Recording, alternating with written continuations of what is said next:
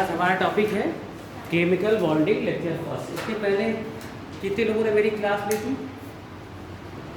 उस समय atomic structure में पढ़ाया था, उसके बाद मेरी क्लास ले लेंगे, है ना। तो introduce with me, I am Gulraj Singh, chemistry lecturer डैट माधा। तो जो मुझे टॉपिक आज मिला है, मुझे पढ़ाना है केमिकल बॉन्डिंग, रासायनिक, जिसे हिंदी में क्या कहते हैं, रासायनिक बंधन। रासायनिक बंधन आज पहला लेक्चर है। बताइए, अगर हम बात करें, बिल्कुल बेसिक से शुरुआत करते हैं। What is chemical? अगर बात करें, अगर केवल कहते हैं रिएक्शन क्या होता है, रिएक्शन के बारे में क्या जानते हैं, बताइए। What is reaction? केटायन और एनायन रिएक्शन में हो, जरूरी है क्या ये केटायन और एनायन है दोनों? अगर इसे हीट कर दें, decompose into CaO and CO2, ये रिएक्शन है। जब किसी मॉलिक्यूल का केमिकल प्रॉपर्टी चेंज होता है तो रिएक्शन क्या है? केमिकल प्रॉपर्टी चेंज सही है, लेकिन ये पथ है। कुछ लोग कहते हैं कि रिएक्टेंट जब A और B रिएक्ट करके एक नया प्रोडक्ट बनाते हैं, है ना, तो ये कह सकते हैं ये एक रिएक्शन है ना। या कहते हैं जब जो रिएक्शन होती है, ऐसा रास्ता, ऐसा पथ होता है जिसमें कंपाउंड में जो पुराने बांड होते हैं वो क्या हो जाता है, डिकम्पोज हो जाते हैं, टूट जाते हैं, और एक नए बांड से युक्त यौगिक का क्या होता है, निर्माण होता है। तो आप देख रहे हैं कि रिएक्शन होने में दो रिएक्टेंट, दो विकारक आपस में क्रिया करें, ये जरूरी नहीं है। इटसेल्फ मॉलिक्यूल, जैसे जो फादर ऑफ ऑर्गेनिक केमिस्ट्री माने जाते हैं मोलर, उन्होंने क्या किया था, अमोनियम साइनेट को गर्म कर दिया था और ये कंपाउंड चेंज हो गया था। आप जानते हैं ऐतिहासिक प्रक्रिया मानी जाती है यूरिया का लेबोरेटरी में बनना।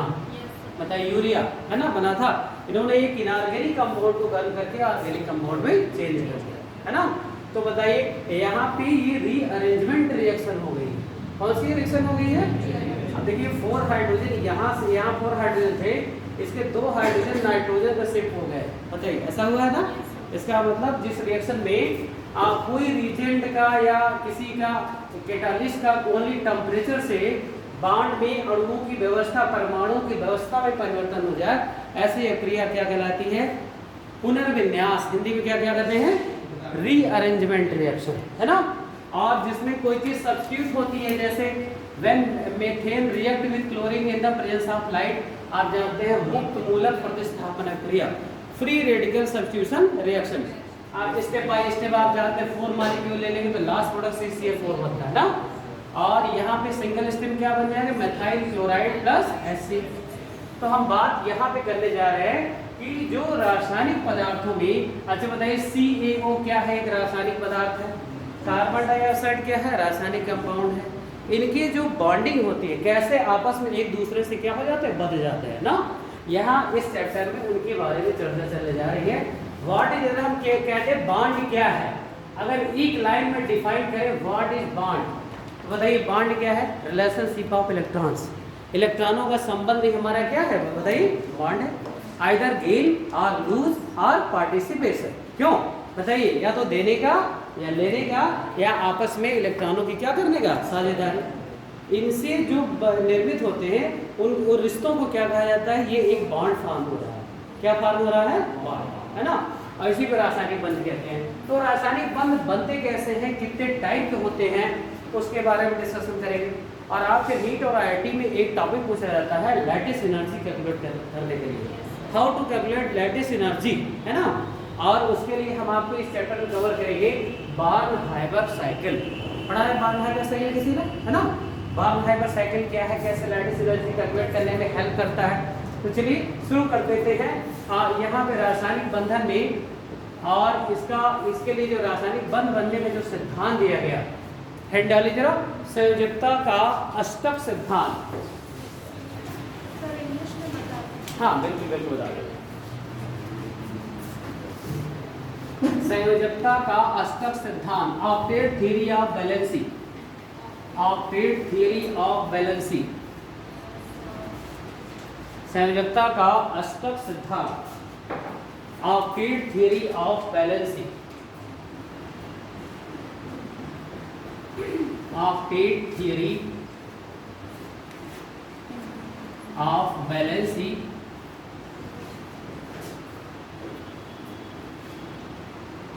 इस सिद्धांत के अनुसार,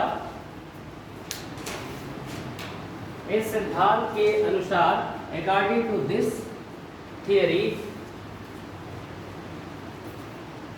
प्रत्येक परमाणु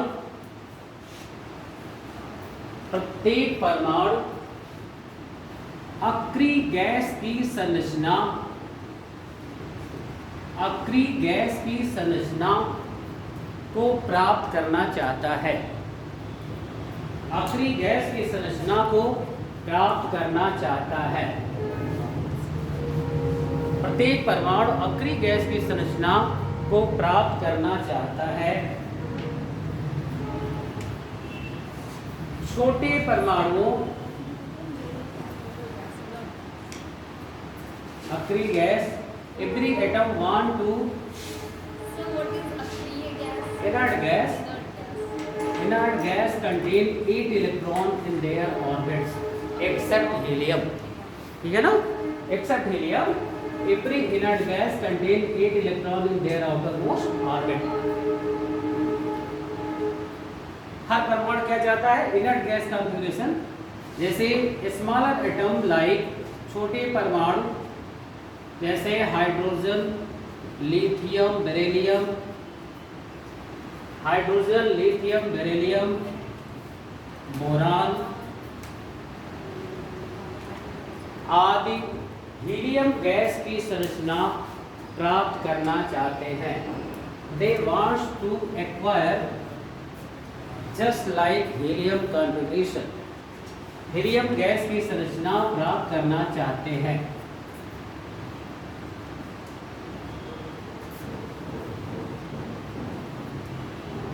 तथा उच्च परमाणु क्रमांक वाले परमाणु,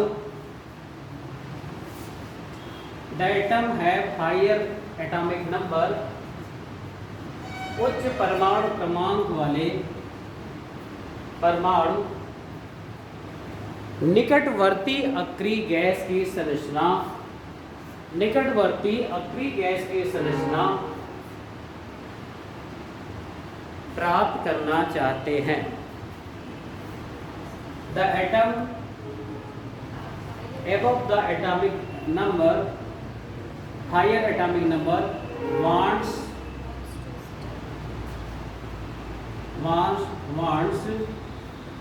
to nearest inert gas configuration, nearest inert gas configuration। जैसे सपोज दैट जो आर्गन के करीब है, आर्गन को एक्वायर करना चाहते हैं ना, जो नियान के करीब है, जैसे बताइए कार्बन के बाद नाइट्रोजन, ऑक्सीजन, क्लोरीन, ये एलिमेंट क्या वांट करेंगे? हमारी जो आउटर कॉन्फ़िगरेशन हो जाए, कैसी कॉन्फ़िगरेशन, किसके समान हो जाए बताइए? नियान के समान। और देखिए कार्बन इंटरमीडिएट है, ये देखिए कार्बन के आउटर मोस्ट सेल में आपको पता होगा कितने इलेक्ट्रॉन होते हैं? 4 होते हैं ना। अब ये 4 आइदर ये डोनेट करके हीलियम जैसा बदल जाए, या 4 एक्वायर करके लेके किसके जैसा बदल जाए? नियान जैसा। और इसीलिए जो ये वेरी अच्छा बताइए, जब बात बराबर देने और लेने की होगी तो एटम क्या रिक्वायर करेगा? लेना पसंद करेगा, लेना पसंद करेगा ना। और आपने पीरियडिक कांस्टेंट पढ़ा होगा, when we move left to right in the periodic table, electronegativity increases. क्या करती है बताइए? इलेक्ट्रोनेगेटिव करैक्टर डोमिनेट करता है, यानी इलेक्ट्रॉन को लेने की क्षमता बढ़ती है, देने की क्षमता क्या होती है? घट जाती है ना। तो मोस्ट ऑफ केसेस में, जैसे आप देख लीजिए मीथेन में ही देख लीजिए, मीथेन में कार्बन पे क्या क्या चार्ज आता है बताइए? 4-, क्योंकि हाइड्रोजन उसके कंपेयर में ज्यादा इलेक्ट्रो पॉजिटिव है ना। तो बताइए, और वही कुछ ऐसे केसेस भी होते हैं जिनमें बताइए जैसे CCl4 जब बनता है तो CCl4 में कार्बन पे क्या चार्ज आता है? पॉजिटिव आता है, क्योंकि chlorine is more electronegative than carbon. तो बताइए it requires -1 charge, -1 charge, -1 charge और कार्बन हियर +4 चार्ज। अच्छा, यहाँ ध्यान देने वाली बात है, that is not balancing, it is the oxidation number. ऑक्सीकरण संख्या और बैलेंसी में क्या अंतर होता है? ऑक्सीकरण जो संख्या होती है वो डिपेंड करता है अनदर एटम उसके साथ क्या कनेक्ट हुआ है, उस पर डिपेंड करेगा, उसका नेचर कैसा है, उसके अपोजिट जो चार्ज आता है वो होता है उसका ऑक्सीडेशन नंबर। और ऑक्सीडेशन नंबर आइदर 0 भी हो सकता है, फ्रैक्शनल भी हो सकता है, माइनस भी हो सकता है, प्लस भी हो सकता है, लेकिन but balance is always positive. Balance तब क्या होता है, हमेशा पॉजिटिव होता है। अब देखिए सभी में मेथिल में भी कार्बन ने कितने बॉन्ड बनाए हैं, 4 बॉन्ड बनाए हैं। इसकी बैलेंसिंग तो क्या हो गई बताइए, 4। लेकिन बताइए ऑक्सीडेशन नंबर वेरी करता है। अगर इन केस आप डाइक्लोरोमेथेन अगर आप देखें, ये देखिए क्या है, ये डाइक्लोरोमेथेन। आप देखिए यहाँ पे 2 प्लस है और 2 क्या है, माइनस है। दोनों रिजल्टेंट क्या हो गया, कैंसिल। और यहाँ कार्बन की जो ऑक्सीडेशन स्टेट आ रही है, क्या आ रही है बताइए, 0 आ रही है ना। तो कार्बन पे 0 चार्ज भी हो सकता है, माइनस हो सकता है, प्लस हो सकता है। और ये जो चार्ज वेरी करता है, इसे कहते हैं, हिंदी में कहते हैं ऑक्सीकरण संख्या, और उसमें इंग्लिश क्या कहते हैं, ऑक्सीडेशन नंबर, है ना। ऑक्सीडेशन नंबर और बैलेंसी से किस प्रकार डिफर है, ये बात समझ में आ रही है ना। कि जो बैलेंसी होती है हमेशा कभी भी 0 नहीं हो सकती except inert gases. Inert gas में भी पूरे इनर्ट गैसों की बैलेंसी 0 नहीं होती। आपको पता होगा xenon form compound XeF2, XeF4, XeF6, बहुत सारे कंपाउंड, XeOF4, XeO3, बहुत सारे जीनन कंपाउंड बनाता है ना। इसका मतलब सारे इनर्ट गैसेस का बैलेंसी 0 कहना ये सही नहीं है। क्यों बताइए, जीनान क्रिप्टन भी फॉर्म करता है, KrF2 बनता है, क्रिप्टन डाइफ्लोराइड फॉर्म हुआ है। इसका मतलब है कि मतलब जो ये एटम होते हैं, यानी इनर्ट गैसेस की भी बैलेंसी हर के केस में 0 नहीं होती, जीनान फॉर्म कंपाउंड, है ना। तो यहाँ पे जो ऑक्टेट थ्योरी ऑफ बैलेंसी है, उन्होंने कहा कि हर परमाणु चाहता है उसके जो नजदीक इनर्ट गैस होती है उसी की संरचना एक्वायर कर लेना चाहता है, क्योंकि हर परमाणु स्टेबिलिटी चाहता है। क्या चाहता है बताइए, अस्थायित्व चाहता है। अब अस्थायित्व को प्राप्त करने के लिए क्या करता है, वो इलेक्ट्रॉनों की क्या करता है, या तो शेयरिंग करेगा या पार्टिसिपेशन करेगा। तो डिफरेंट टाइप के क्या बनेंगे, बॉन्ड बनेंगे, है ना। तो अभी क्या लिखा आपने, इनर्ट गैस कॉन्फ़िगरेशन, है ना। देयरफॉर इसलिए हर परमाणु अपनी संरचना प्राप्त करने के लिए, अपनी संरचना प्राप्त करने के लिए, अर्थात अपनी वाह्यतम कक्षा में 8 इलेक्ट्रॉन धारण करने के लिए, 8 इलेक्ट्रॉन धारण करने के लिए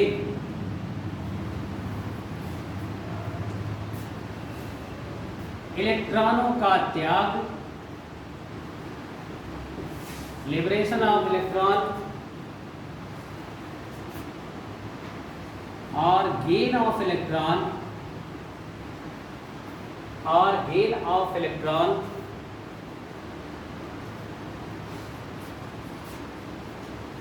या इलेक्ट्रॉनों की साझेदारी करता है, इलेक्ट्रॉनों की साझेदारी करता है।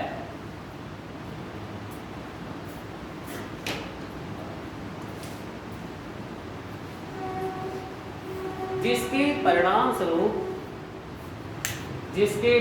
स्वरूप अलग अलग प्रकार के रासायनिक बंध बनते हैं, अलग अलग प्रकार के रासायनिक बंध बनते हैं। They form different type of chemical bond, either lose of electron or gain of electron, either participation of electrons. अब देखिए केमिकल बॉन्ड के टाइप कितने हैं, कौन कौन से मेनली बॉन्ड बनते हैं। केमिकल बॉन्ड देखिए आप इतने टाइप की बॉन्ड पढ़ेंगे। सबसे पहला बॉन्ड होता है आयनिक, कौन सा बॉन्ड होता है ये, आयनिक बॉन्ड, और इसको इलेक्ट्रोवैलेंट बॉन्ड भी कहते हैं, इलेक्ट्रोवैलेंट बॉन्ड। दूसरा है कोवैलेंट बॉन्ड। कोवैलेंट बॉन्ड में 2 टाइप के बॉन्ड होते हैं, एक होता है non polar covalent bond and polar covalent bond. Non polar और पोलर। और एक और टाइप का बॉन्ड पढ़ते हैं coordinate bond mainly found in complexes. Coordinate bond. There are mainly three types of bond. इसके अलावा आप पढ़ेंगे hydrogen bonding and their effect, क्योंकि ये सबसे क्वेश्चन आता है melting point, boiling point affect करता है ना। इसमें कोऑर्डिनेट बॉन्ड है या किसमें कभी क्वेश्चन पूछता है किसमें तीनों बॉन्ड प्रेजेंट है ना। तो आपको लिविस इस वाले पार्ट में लिविस डॉट स्ट्रक्चर बनाने का कॉन्सेप्ट, जितना आप स्ट्रक्चर ड्रा करने का कॉन्सेप्ट रखेंगे उतना ही आपसे ऑक्सीडेशन नंबर निकालने में और प्रॉपर्टीज में हेल्प होगी। हाइड्रोजन बॉन्डिंग और इसी एक और बॉन्डिंग आप पढ़ेंगे sigma and pi bonding. Sigma और पाई बॉन्डिंग कोवेलेंट का ही टाइप है। सिग्मा और पाई बॉन्डिंग, सिग्मा और पाई बॉन्ड में कौन मोर स्ट्रॉन्गर बॉन्ड होते हैं? सिग्मा ना। They are form due to head overlapping, इस तरह से है ना। अब pi bond are form due to partial overlapping of p orbitals ना। अच्छा, एटॉमिक स्ट्रक्चर हो गया है, कंप्लीट हो गया atomic structure. Yes P geometry आप जानते हैं, यस ऑर्बिटल की ज्योमेट्री क्या है, p की ज्योमेट्री क्या है, d की f की। जैसे स्फेरिकल, यस पी ज्योमेट्री क्या होती है? स्फेरिकल। p की क्या होती है बताइए? Double side. d की क्या होती है? डबल ना। और f की थोड़ा कॉम्प्लिकेटेड है ना। 7 पार्ट में स्प्लिट करता है, d 5 पार्ट में स्प्लिट करता है, और यस ओनली p 3 पार्ट में, px py pz। और यस ऑर्बिटल की ज्योमेट्री क्या है? स्फेरिकल है ना। इसमें फर्दर स्प्लिटिंग नहीं होती। रेक्टेंगुलर ये बताइए इलेक्ट्रॉनिक कॉन्फ़िगरेशन का मैग्नेटिक मोमेंट निकालने का कॉन्सेप्ट आप लोगों ने पढ़ा। अच्छा, निकल का मैग्नेटिक मोमेंट अगर निकालना हो क्या आएगा बताइए? -2 का magnetic moment. How do you calculate magnetic moment of -2 है? क्योंकि पैरामैग्नेटिक डायमैग्नेटिक ये प्रॉपर्टी नीट में, मेडिकल में, इसमें इंजीनियरिंग में पूछी जाती है। किसका अभी जो जेई के पेपर हुआ था उसमें भी मैग्नेटिक मोमेंट का क्वेश्चन आया था कि इसका कोबाल्ट 3+ का आई थिंक आया था। मैग्नेटिक मोमेंट क्या है, कैसे मैग्नेटिक मोमेंट कैसे आप निकालते हैं बताइए। अगर जिनको अभी भी कॉन्सेप्ट डेवलप ना हुआ और हाल में जो आया है, जान लें कि इसका पहले करते हैं क्या बताइए? इलेक्ट्रॉनिक कॉन्फ़िगरेशन कर लेते हैं। इसका एटॉमिक नंबर कितना होता है आपको पता है? 28 होता है ना, 28 होता है। तो आप ऐसे 60 में अगर बनाए आर्गन में 3p6 तक हमने कर लिया, राइट। अच्छा, अब आप जानते हैं कि पहले 3d और 4s में किसकी एनर्जी लेवल लोअर होती है बताइए? 4s। और इसकी 3d की इससे हायर एनर्जी लेवल। और आप जानते हैं अकॉर्डिंग टू आपका rule electron enters lower energy state to higher energy state. तो बताइए 18 कर दिया है। और दो पहले natural ground state electronic configuration कर लीजिए जीएस में। जीएस का मतलब ग्राउंड स्टेट है ना। बताइए यहाँ पे 2 हो जाएगा और यहाँ पर निकल का 28 होगा, 3d8 हो जाएगा। क्या हो जाएगा बताइए? 3d8, 3 का 18, 2 20 और 28 कर दिया आपने। इसके बाद 2 इलेक्ट्रॉन को निकाला, पहले से इलेक्ट्रॉन मत निकाला करिए, ध्यान दीजिए, नहीं तो n की वैल्यू गलत आएगी, ठीक है ना। अब बताइए इलेक्ट्रॉन जिस तरह डालते लोअर एनर्जी स्टेट में है, उसी प्रकार निकलता भी सबसे पहले किस एनर्जी स्टेट से है? Lower energy. इसका मतलब 2 इलेक्ट्रॉन निकालने हैं तो ये ऑर्बिटल क्या हो गया? खत्म हो गया। लास्ट कॉन्फ़िगरेशन क्या आया? रेडिएट। आप अकॉर्डिंग टू हुड रूल जब आप इसकी रेक्टेंगुलर बॉक्स में फिलिंग करेंगे तो बताइए हुड रूल क्या कहता है? जब तक सभी में एक इलेक्ट्रॉन एंटर नहीं कर जाता पेयरिंग स्टार्ट नहीं है ना। तो बताइए 3 4 5 6 7 8 और ये देखिए n की वैल्यू अनपेयर्ड इलेक्ट्रॉन की वैल्यू क्या आ गई? 2 है ना। और आप जानते हैं म्यू बीएम इसका जो यूनिट होती है bore magneton equal to √n+2 ये होता है ना। तो उठा के यहाँ n की वैल्यू रख करके मैग्नेटिक मोमेंट निकाल लिया है ना। और बहुत सारी property due to unpaired electron depend करती है। डायमैग्नेटिक होगा कि पैरामैग्नेटिक होगा, कलर्ड होगा कि कलरलेस होगा। क्यों? जितना ही अब देखिए कॉपर सल्फेट आप नाम सुना होगा, ब्लू विट्रियल कहते हैं इसको। क्या कहते हैं बताइए? Blue vitriol. इसका ब्लू कलर किस लिए है? क्योंकि जब इसको डिकम्पोज करेंगे कॉपर कैसे डिकम्पोज होगा बताइए? कॉपर डबल+ एंड सल्फेट 2- ऐसे डिकम्पोज करेंगे ना। और जब इसमें अनपेयर्ड इलेक्ट्रॉन निकालेंगे तो आएगा वन अनपेयर्ड इलेक्ट्रॉन। क्या है?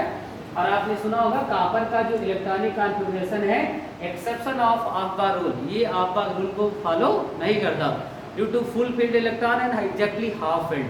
क्रोमियम और कॉपर ऑफबार के रूल को फॉलो नहीं करते। उसका 3d5 4s1 हो जाता है, इसका 3d10 4s1 हो जाता है। और आपने ये जरूर बताया जाता होगा हमेशा, जितने एक्सेप्शन है पूछे भी जाता है 3d10 4s1 है तो s1 पहले खत्म होगा, फिर इससे जाएगा क्या होगा बताइए 3d9, d9 का मतलब एक और बच जाएगा, एक रहेगा अनपेयर्ड रहेगा ना। इसीलिए अनपेयर्ड इलेक्ट्रॉन के कारण कोई भी साल्ट, जैसे बताइए नमक रंगहीन होता है, कलरलेस होता है। क्यों होता है? इसके दोनों पार्ट में, चाहे आइदर वो पॉजिटिव हो या नेगेटिव, दोनों पार्ट में क्या है, n की वैल्यू 0 है। जैसा सोडियम प्लस, अब आप देख बताइए NaCl में तो सोडियम प्लस और ये माइनस रहता है, राइट ना। तो बताइए इसमें पॉजिटिव है तो एक इलेक्ट्रॉन निकल गया, तो बताइए 1s2 2s2 2p6, और बताइए 3s1 होता है, ये खत्म हो जाएगा एक इलेक्ट्रॉन निकालने से, p6 पूरा का पूरा फिल है, n की वैल्यू क्या हो गई 0 हो गई ना। इसलिए इसमें कोई भी अयुग्मित इलेक्ट्रॉन नहीं है और इसके इस वाले पार्ट में भी नहीं है, इसलिए ये क्या है, कलरलेस है। तो कलर का होना, डीप कलर का होना, या चुंबक के प्रति अट्रैक्ट होना, या रिफ्लेक्ट होना, ये सारी प्रॉपर्टी मेटल में अयुग्मित इलेक्ट्रॉन की संख्या पर डिपेंड करती है ना। ये आई थिंक फर्स्ट पार्ट में आप लोगों ने पढ़ा होगा, डी ब्रॉगली इक्वेशन पढ़ा होगा, लैम्डा बराबर h/mu पढ़ा, डेरिवेशन पढ़ा डी ब्रॉगली इक्वेशन का, E बराबर mc², E बराबर h न्यू है ना। इन पे फ्रीक्वेंसी के क्वेश्चन पूछे जाते हैं। Rydberg constant 1/λ RH 1/n1 I think hydrogen spectrum पढ़ा होगा फर्स्ट पार्ट में ना। तो यहाँ जो केमिकल बॉन्डिंग है, केमिकल बॉन्डिंग में सबसे पहला बॉन्ड हेडे डालिए आयनिक बॉन्ड और इलेक्ट्रोवैलेंट बॉन्ड, आयनिक बॉन्ड और इलेक्ट्रोवैलेंट बॉन्ड।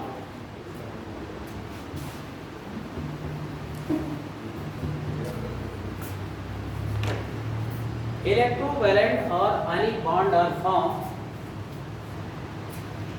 इलेक्ट्रोवैलेंट और ionic bond are form due to complete transfer of electron, due to complete transfer of electron between the atom,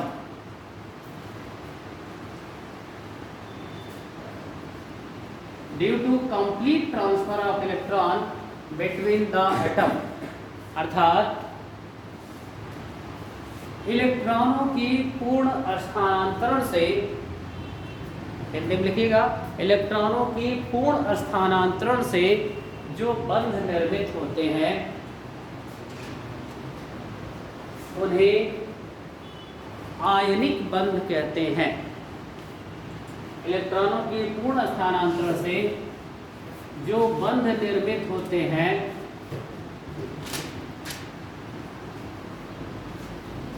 उन्हें आयनिक बंध कहते हैं।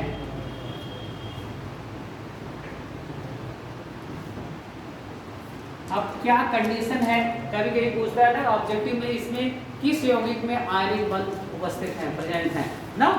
तो क्या कंडीशन होनी चाहिए आयनिक बॉन्ड फॉर्मेशन की, है ना।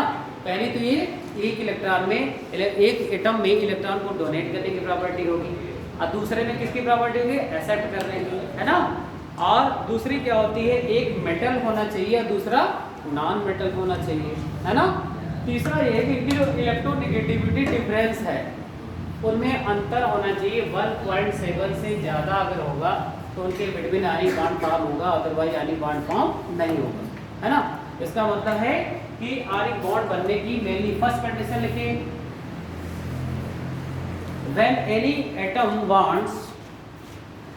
any atom wants to lose the electron, when any atom wants to lose the electron and another atom wants to gain the electron,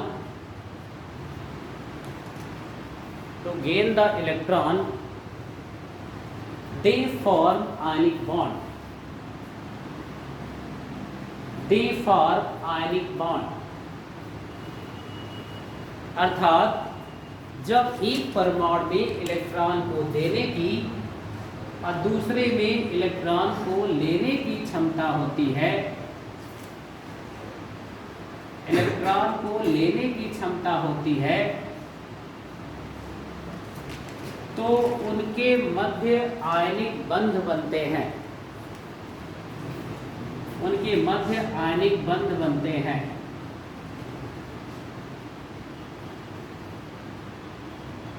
second condition,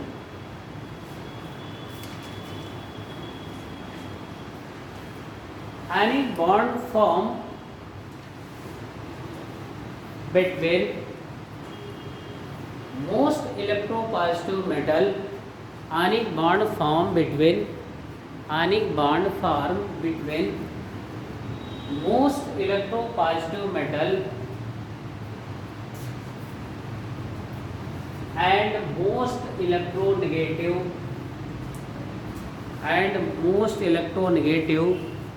non-metal।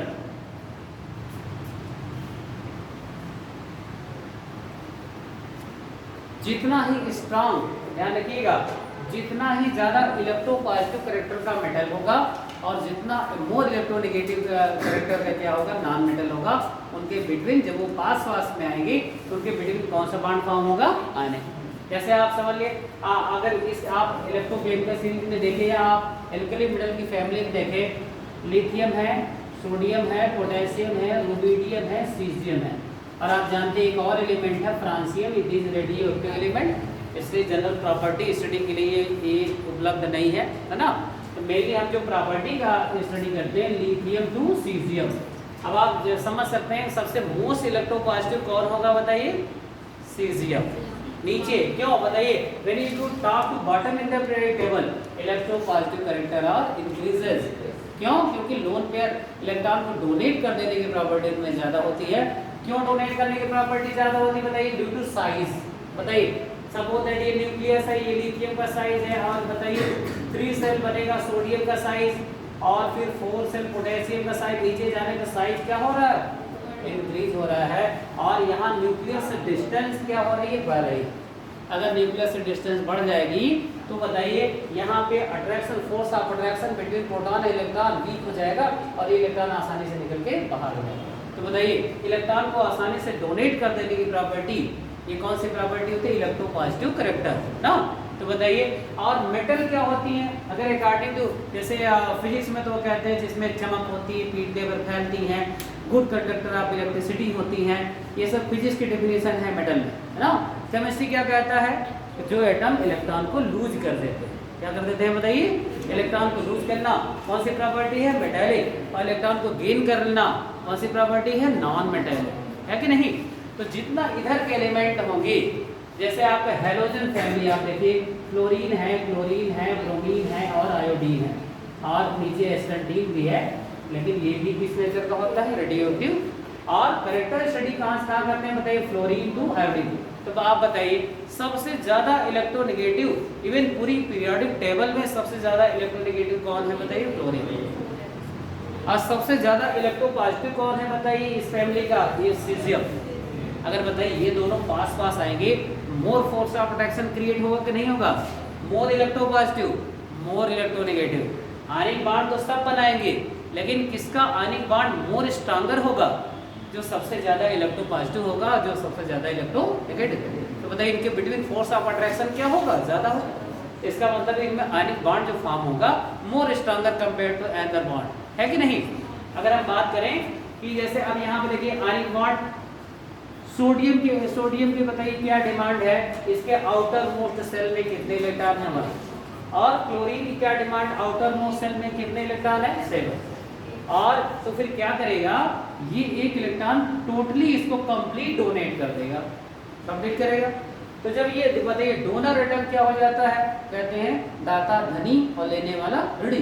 तो बताइए सोडियम पर कैसा charge आएगा बताइए, positive, और क्लोरीन पर कैसा चार्ज आएगा बताइए, नेगेटिव। और जब ये दोनों, अच्छा बताइए पॉजिटिव और नेगेटिव ये जो बन गए, ये बन गया आयंस।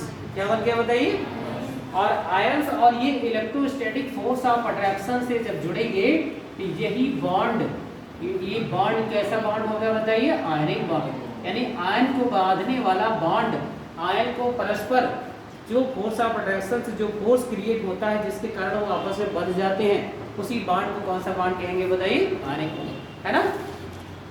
अब आयनिक बॉन्ड बनने की कंडीशन में पहला कि एक में लूज करने की प्रॉपर्टी हो, दूसरे में गेन करने की प्रॉपर्टी हो, है ना। एक इलेक्ट्रोपॉजिटिव मेटल होना चाहिए, दूसरा क्या होना चाहिए? Non metal. और इसकी स्ट्रेंथ डिपेंड करेगी कितना इलेक्ट्रोपॉजिटिव है और कितना इलेक्ट्रोनेगेटिव। जितना इलेक्ट्रोपॉजिटिव होगा, जितना इलेक्ट्रोनेगेटिव होगा, इनके बीच जो फोर्स ऑफ अट्रैक्शन होगा वो बहुत ज़्यादा डोमिनेट करेगा और उसका आयनिक बॉन्ड भी उतना ही क्या होगा? स्ट्रांगर होगा, है कि नहीं। अच्छा, नेक्स्ट एक थर्ड पॉइंट लिख लीजिए, क्या कंडीशन होती है? When electronegativity difference between the atoms, electronegativity difference between the atoms are greater than 1.7, are greater than 1.7, they form ionic bond. They form ionic bond.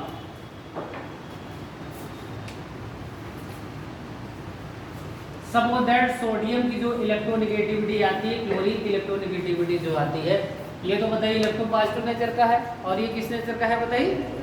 अगर इनमें चाई स्केल पर, मुल्किन स्केल पर इलेक्ट्रोनेगेटिविटी को मेजर किया जाता है, रेड टेबल में आप पढ़ेंगे, तो जो डिफरेंस होता है इनमें 1.7 से अगर ज़्यादा का अंतर आ रहा है, तब तो कौन सा बॉन्ड फॉर्म होगा बताइए? आयनिक। जैसे बताइए, अगर हम कहते हैं HCl है, ये भी इलेक्ट्रोपॉजिटिव होता है, ये इलेक्ट्रोनेगेटिव होता है, अब इस बॉन्ड को आयनिक बॉन्ड नहीं कहते। इसका मतलब है between these atom electronegative difference below 1.7 होगा, है ना। और दूसरी चीज यहाँ पर देखिए, यहाँ पे शेयरिंग ऑफ इलेक्ट्रॉन से बॉन्ड फॉर्म हो रहा है। अब ये हाइड्रोजन क्या चाहता है कि हम अपने नजदीक हीलियम जैसा इनर्ट गैस का कॉन्फ़िगरेशन एक्वायर कर लें, हीलियम जैसा बनना चाहेगा ना। और क्लोरीन क्या चाहेगा? हम आर्गन जैसा हो जाए। इसके आउटर मोशन में 7 है, इसकी डिमांड हम एक और पा जाए, हम किसके जैसा? जस्ट निकटवर्ती हमारी गैस कौन सी है? आर्गन, उसके जैसा बदल जाए। तो दोनों की एक एक की डिमांड है, तो कहेंगे आओ हम और तुम इलेक्ट्रॉनों की क्या कर लें? साझेदारी। तुम हमें दे दो, हमारा काम चल जाए, तुम मेरा ले लो, तुम्हारा काम चल जाए। दोनों के एक दूसरे के क्या? पार्टिसिपेशन। और ये जो पार्टिसिपेशन से जो बॉन्ड बनेगा, ये कौन सा बॉन्ड कहलाता है? यही कौन कैसा बॉन्ड होता है बताइए? कोवैलेंट, है ना। तो आयनिक बॉन्ड हर कंडीशन में नहीं बनते। हम आपको ट्रिक में बता दूं कि लिथियम, ये एल्कली मेटल की family, lithium, sodium, potassium, rubidium, caesium, और ये alkaline earth metal family beryllium, इसके नीचे क्या है बताइए? Magnesium, calcium, strontium and barium. जब एल्कली मेटल का और एल्कलाइन अर्थ मेटल का कनेक्शन यहाँ से देखिए, nitrogen, oxygen, halogen family, phosphorus, sulphur, chlorine, bromine, iodine, mainly इस आपको पता होना चाहिए, नीचे जाने पे इलेक्ट्रोपॉजिटिव करैक्टर डेवलप हो जाता है। तो कैसा करैक्टर डेवलप हो जाता है? थोड़ा सा इलेक्ट्रोपॉजिटिव। अगर इनका कनेक्शन, इस परिवार का कनेक्शन इसके साथ, इस फैमिली के साथ, इस फैमिली के साथ हो रहा है, क्या चांसेस है कौन सा बॉन्ड बनने के बताइए? आयनिक बॉन्ड, है ना। और इसका कनेक्शन इस फैमिली के साथ हो जाए, इसके साथ हो जाए, या इसके साथ हो जाए, ये भी दे फॉर्म, कैसे बॉन्ड फॉर्म करेंगे बताइए? आयनिक बॉन्ड फॉर्म करेंगे, है ना।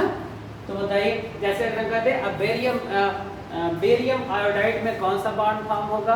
आयनिक। बेरियम सल्फाइड में BAS कैसा बॉन्ड फॉर्म होगा? Ionic bond. अगर हम बात करें मैग्नीशियम नाइट्राइड, क्या फार्मूला बनेगा? मैग्नीशियम पे चार्ज क्या होता है बताइए? 2+। नाइट्रोजन पे क्या होता है? 3-। कंपाउंड क्या बनेगा? Mg3N2, क्या बनेगा बताइए? इसका मतलब इसमें किस कैरेक्टर का बॉन्ड होगा? आयनिक बॉन्ड, है ना। ये दो फैमिलियां, ये एल्कली और एल्कलाइन अर्थ मेटल, जब इनसे कनेक्ट होंगे तो दे श्योर फॉर्म आयनिक बॉन्ड, है ना। और दूसरी चीज, आयनिक कंपाउंड में ये जरा ऐसे बना, कॉपी बना लीजिए,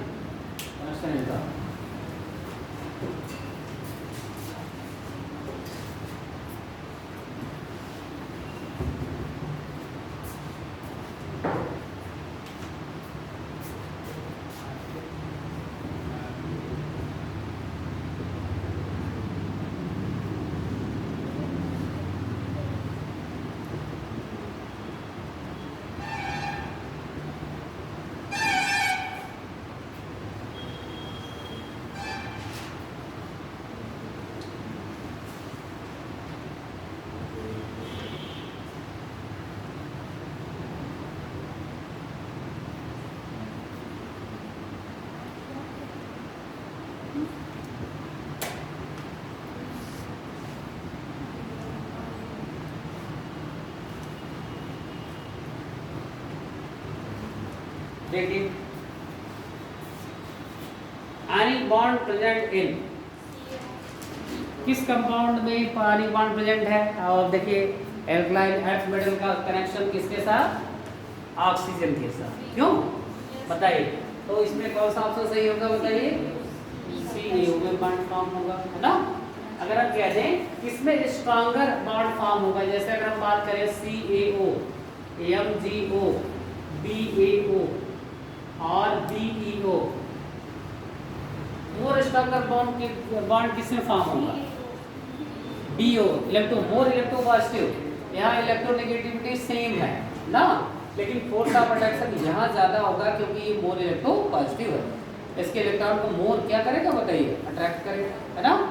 अच्छा, जितने आयनिक कंपाउंड होते हैं दे फॉर्म लैटिस स्ट्रक्चर। जैसे NaCl का जब स्ट्रक्चर सॉलिड स्टेट में भी आप पढ़ेंगे, NaCl का इस तरह का लैटिस स्ट्रक्चर होता है।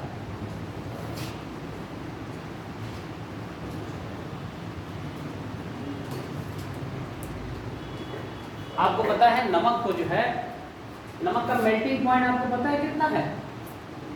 मेल्टिंग पॉइंट बहुत हायर मेल्टिंग पॉइंट है। देखिए पानी वो स्ट्रांग, पानी वो ताकत है कि नमक को तुरंत गला देता है, डिजॉल्व कर लेता है, लेकिन आग वो ताकत नहीं है कि इसको तुरंत मेल्ट कर ले।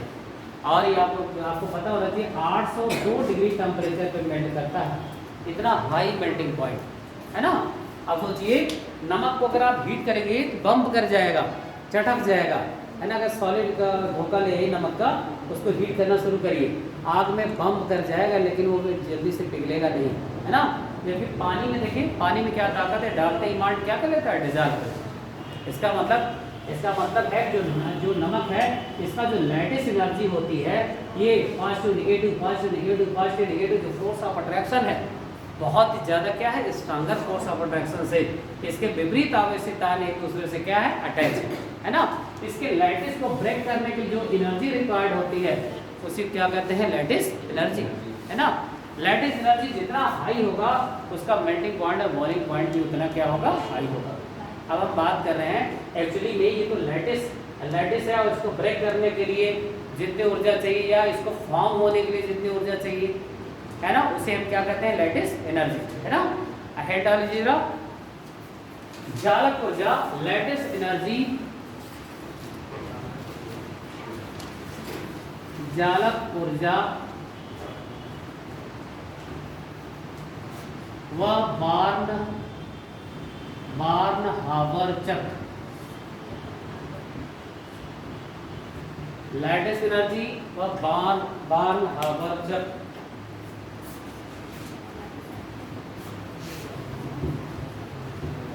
बार्न-हावर cycle, lattice energy and Born Haber cycle.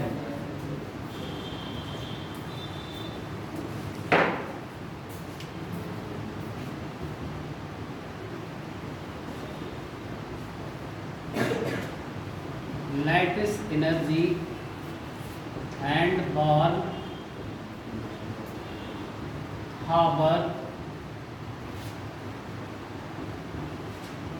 Cycle.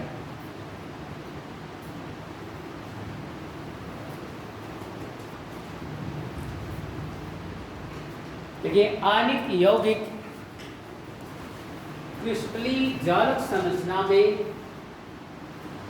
आणविक compound are present in crystalline lattice structure आणविक यौगिक क्रिस्टलीय जालक संरचना में व्यवस्थित होते हैं। क्रिस्टलीय जालक संरचना में व्यवस्थित होते हैं।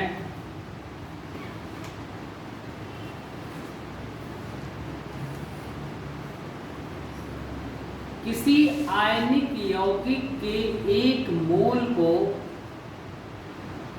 किसी आयनिक यौगिक के एक मोल को उसके गैसियस आयनों से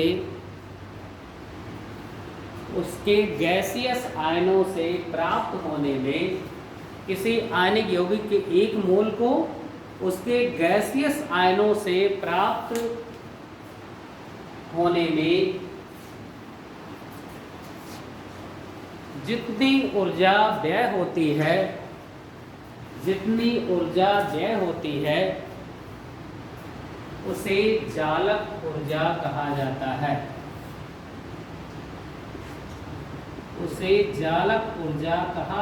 है। The energy released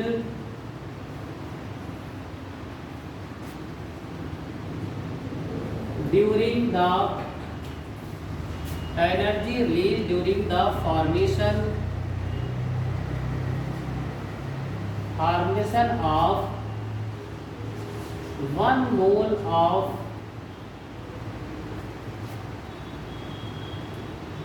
ionic compound, 1 mole of ionic compound from the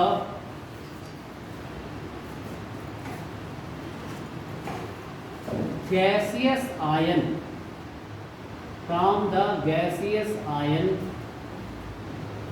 is called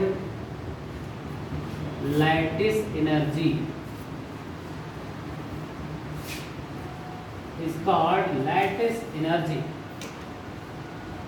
क्या मतलब हुआ? अगर कोई आयनिक यौगिक उसका एक मोल बना है ना, और उसके, क्या ध्यान दीजिएगा, उसके नेचुरल स्टेट से नहीं, गैसेस स्टेट में अगर वो एक मोल अगर ये कंपाउंड बना रहा है, आयनिक कंपाउंड बना रहा है, उसके लिए जो एनर्जी रिलीज्ड होती है, जैसे बताइए अगर एटम में आपने इलेक्ट्रॉन बंधुता एक कॉन्सेप्ट पढ़ा होगा, इलेक्ट्रॉन एफएनडी, और एक पढ़ा होगा आयोनाइजेशन एनर्जी, पढ़ा होगा ना। आइसोलेटेड गैसेस एटम से एक इलेक्ट्रॉन को रिमूव करने के लिए जो एनर्जी होती है उसे कहते हैं आयोनाइजेशन एनर्जी, यानी आयन बनाने वाली एनर्जी। क्यों? और आइसोलेटेड गैसेस एटम में अगर एक इलेक्ट्रॉन को इंटर कराने में जितनी एनर्जी रिलीज हो जाती है उसे हम कहते हैं इलेक्ट्रॉन एफिनिटी, हिंदी में कहते हैं इलेक्ट्रॉन बंधुता, है ना। तब यहाँ देखिए आप यहाँ पे हीट ऑफ रिएक्शन से और ये लैटिस एनर्जी किस प्रकार डिफरेंस है उसको पहले आप समझ लीजिए। और इसी प्रकार जो बॉन्ड बनने, अगर बॉन्ड को ब्रेक करें, जैसे हमारा जो यानी अच्छा बताइए सोडियम किस स्टेट में है, बताइए सारे स्टेट में नेचुरल स्टेट पाया जाता है। और आपको पता होना चाहिए Cl2 किस स्टेट पाया जाता है, गैसियस। और यहाँ पे 1 मोल NaCl बनने के लिए ये जो आयनिक बॉन्ड बन गया है ना। और बताइए यहाँ पर एक ही क्लोरीन की जरूरत, अगर बैलेंस करें इट मीन्स ये क्या होगा, हाफ होगा, ये होगा ना। और यहाँ जो एनर्जी लगती है ये लैटिस एनर्जी नहीं है, ध्यान रखिएगा, that is delta HF, heat of formation. क्या है बताइए, heat of formation during the, इसके नेचुरल स्टेट में, यानी इसका नेचुरल स्टेट क्या है, सॉलिड है, इसका क्या है, गैस है। अगर डायरेक्ट, अब आप पता होना चाहिए एक थर्मोडायनेमिक्स में कॉन्सेप्ट है हेस लॉ। कौन सा लॉ है बताइए, Hess law, of law of constant heat समेशन। जिस प्रकार डाल्टन के आंशिक दाब का नियम आपने पढ़ा होगा कि एक यदि गैसियस मिक्सचर में अगर 4 gases A B C D है, अगर ये दीवार पर जितना इंडिविजुअल गैस जितना प्रेशर क्रिएट करती है उसे कहते हैं आंशिक दाब या पार्शियल प्रेशर ना।